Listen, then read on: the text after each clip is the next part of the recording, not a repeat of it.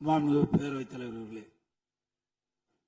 பொன்மனச்செம்மல் புரட்சித் தலைவர் எம்ஜிஆர் அவர்களையும் இதயம் புரட்சித் தலைவி அம்மா அவர்களையும் வணங்கி நடைபெற்று முடிந்த சட்டமன்ற பொதுத் தேர்தலில் எடப்பாடி சட்டமன்ற தொகுதியில் போட்டியிட்ட எனக்கு தமிழகத்திலேயே அதிக வாக்கு வித்தியாசத்திலே வெற்றி பெற செய்த எடப்பாடி தொகுதி வாக்காளர் பெருமக்களுக்கு எனது நெஞ்ச நிறைந்த நன்றியினை அவர்கள் பாதங்களிலே சமர்ப்பித்து, மாண்புமிகு பேரவைத் தலைவர் அவர்களே, மாண்புமிகு முதலமைச்சர் தனி தீர்மானம் கொண்டு வந்திருக்கின்றார்கள். அதிலே அனைத்து இந்திய அண்ணா திராவிட முன்னேற்ற கழகத்தின் சார்பாக என்னுடைய கருத்துக்களை கூற விரும்புகின்றேன். கர்நாடக அரசு மேகதாதுவின் கோரிக்கை அணை கட்டுவது தொடர்பாக பல்வேறு காலகட்டங்களிலே அதை தடுத்து நிறுத்துவதற்கு அனைத்து இந்திய அண்ணா திராவிட முன்னேற்ற கழக அரசு பல்வேறு நடவடிக்கை எடுக்கப்பட்டது.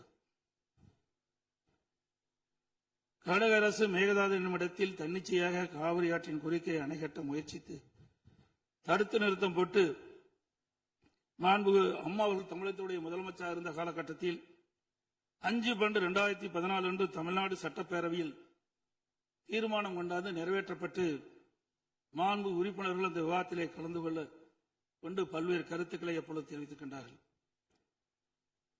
அப்பொழுது கொண்டு வந்த தீர்மானத்தின் அடிப்படையில் மாண்புமிகு பாரத பிரதமர் அவர்களுக்கு மாண்புமிகு அம்மா அவர்கள் அனுப்பிய கடிதத்தை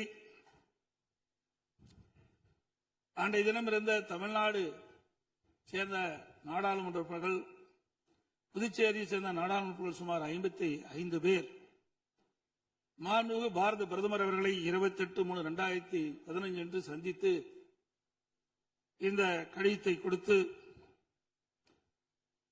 இதன் அடிப்படையில் நடவடிக்கை எடுக்க வேண்டும் என்று தெரிவித்தார்கள்.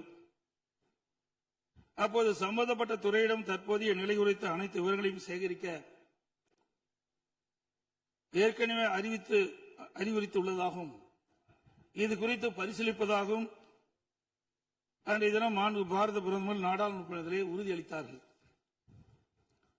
மேலும் மாண்புமிகு அம்மா அவர்கள் தமிழகத்தில் முதலமைச்சர் இருந்த காலத்தில் 25/4/2015 அன்று மாண்புமிகு பாரத பிரதமர்களை நேரிலே சந்தித்து மேகதாது திட்டத்தினை கர்நாடக அரசு செயல்படுத்தக்கூடாது என கர்நாடக அரசுக்கு அறிவுறுத்தும்படி கோரிக்கை விளக்கென கடிதம் பிரதமருக்கு அளித்தார்கள். மாண்புமிகு அம்மா அவர்கள் முதலமைச்சர் இருந்த காலத்தில் மாண்புமிகு பாரத பிரதமரிடம் 7/8/2015 மற்றும் 14/6/2012 ஆகிய நாட்களில் நேரில் சந்தித்து மேகதாது திட்டத்தினை கர்நாடக அரசு செயல்படுத்த அனுமதிக்கூடாது என்று வலியுறுத்தினார்கள். மாண்புமிகு புரட்சித் தலைவி அம்மா அவர்கள் மேகதாது அணை உட்பட காவிரி ஆற்றின் குறுக்கே கர்நாடக அரசு காவிரி நடுவர் மன்ற இறுதி ஆணையை மீறும் வகையிலும் தமிழ்நாடு அரசின் இசைவு பெறாமலும் எந்த ஒரு திட்டத்தையும் செயல்படுத்த உத்தேசிக்குமானால் தமிழ்நாட்டின் உரிமையை நிலைநாட்ட சட்டப்பூர்வமான அனைத்து நடவடிக்கைகளும் தமிழ்நாடு அரசு மேற்கொள்ளும் என 18/8/2016 அன்று இம்மாமன்றத்தில் 110 விதியின் கீழ் உறுதிபட தெரிவித்தார்கள்.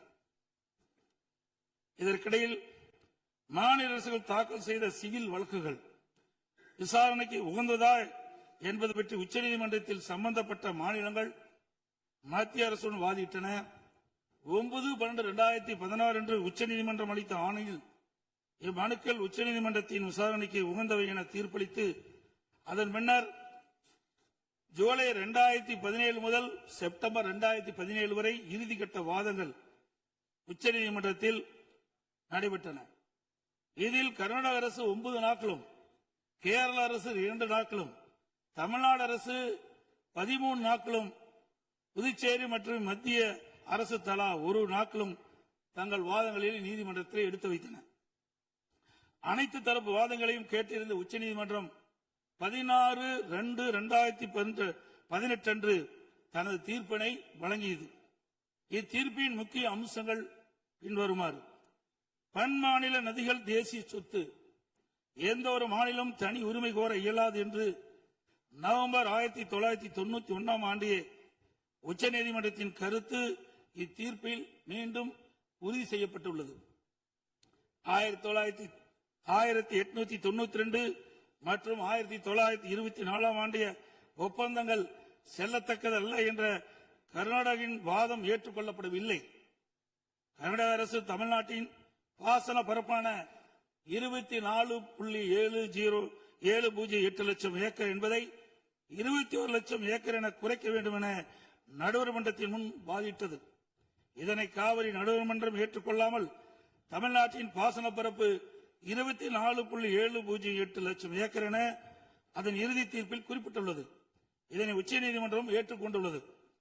உச்சநீதிமன்றம் தற்போது பிறப்பித்த ஆணைக்கு பாதகம் ஏதும் இல்லாமல் காவிரி நடுவர் மன்ற இறுதி ஆணைப்படி மாதாந்திர அடிப்படையில் 15 ஆண்டுகளுக்கு தமிழ்நாட்டிற்கு நீர் வழங்கப்பட வேண்டும் என்பது உறுதிப்படுத்தப்பட்டுள்ளது. உச்சநீதிமன்றம் அனைத்து மாநில வாதங்களை முழுமையாக கேட்டிருந்த பின்னர் கீழ்ப்படுகை மாநிலங்களின் ஒப்புதல் இல்லாமல் மேல்படுகை மாநிலங்கள் எவ்வித கட்டுமான பணிகளும் மேற்கொள்ளக்கூடாது என தெளிவான தீர்ப்பை வழங்கியுள்ளது. மேகதாது திட்டத்தை செயல்படுத்தக்கூடாது என்ற நமது நிலைப்பாட்டை உச்சநீதிமன்ற தீர்ப்புக்கு முன்னரும் பின்னரும் 25/2/2017, 27/2/2017, 4/9/2018, 8/10/2018 மற்றும் 2/11/2018 ஆகிய நாட்களில் நான் முதலமைச்சர் இருந்த காலத்தில் மாண்பு பிரதமர் அவர்களுக்கு கடிதம் மூலமாகவும் நேரடியாகவும் சந்தித்து அணை கட்டுவதற்கான அனுமதியை மத்திய அரசு வழங்கக்கூடாது என்று தொடர்ந்து வலியுறுத்தி கேட்டுக் கொள்ளப்பட்டது. மேலும் 5/7/2017 மற்றும் 23/11/2017 ஆகிய நாட்களில் மத்திய நீர்வள ஆதாரத்துறை அமைச்சரையும் நேரிலே சந்தித்தும் கடிதங்கள் வாயிலாகவும் கர்நாடக அரசுக்கு மேகதாது அணை கட்ட எவ்வித அனுமதியும் மத்திய அரசு வழங்கக்கூடாது என வலியுறுத்தப்பட்டது. ஏற்கனவே உச்சநீதிமன்றம் பெங்களூரு நகரின் குடியிருப்பு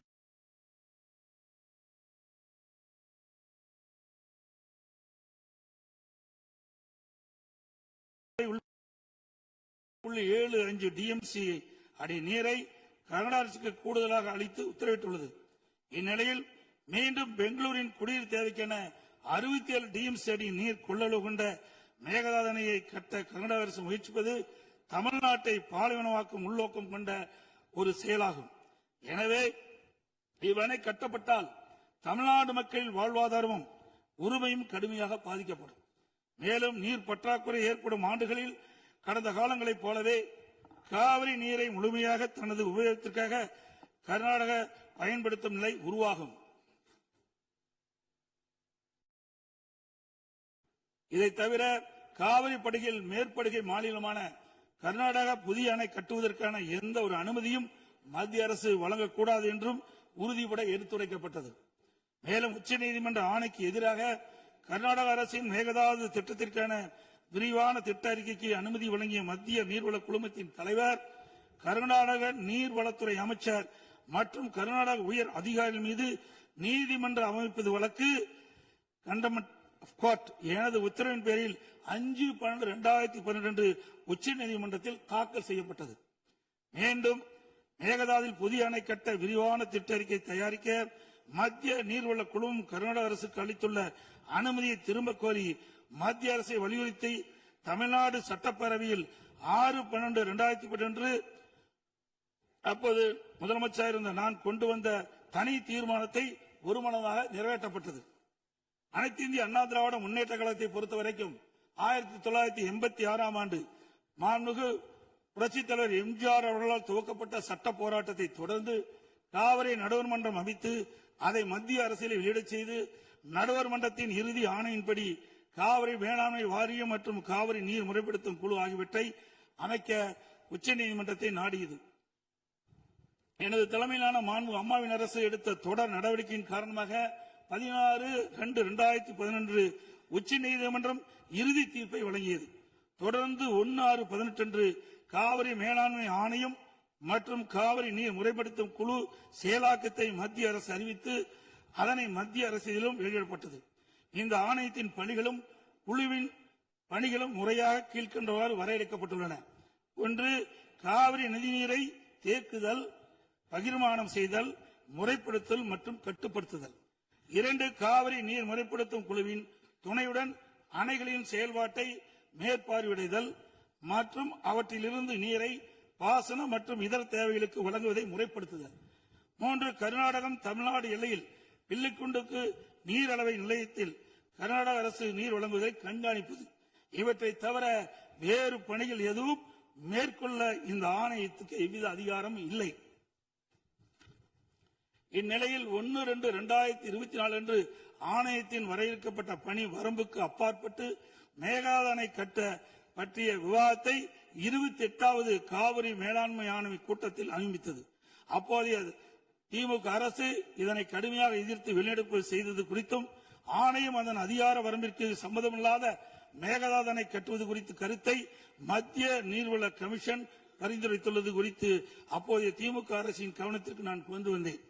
குறிப்பாக 14/2/2024 அன்று சட்டமன்றத்தில் நான் எங்களது ஆட்சி காலத்தில் கர்நாடக அரசு மேகதாது அணை கட்டுவது குறித்து விவாதிக்கும் அதிகாரம் ஆணையத்திற்கு இல்லை என்றும் 2018ஆம் ஆண்டு மேகதாது அணை குறித்து பிரச்சனை மத்திய நீர்வள கமிஷன் பார்வைக்கு சென்றபோது எனது அரசு 5/12/2018 அன்று மத்திய நீர்வள கமிஷன் என்ற இயக்குநர் மீது உச்சநீதிமன்றத்தில் நீதிமன்ற அவமதிப்பு வழக்கை தொடர்ந்து என்றும் இன்னும் அவ்வழக்கு நிலுவையில் உள்ளது என்றும் திமுக அரசு தொடர்ந்து நடத்திட வலியுறுத்தியதோடு தமிழக நலன் பாதுகாக்கப்பட வேண்டும் என்பதையும் உறுதி செய்யும் வலியுறுத்தப்பட்டது.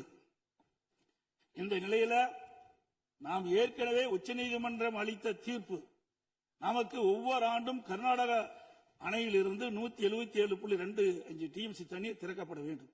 ஆனால் அவர்கள் முறையாக திறக்கப்படுவதே இல்லை.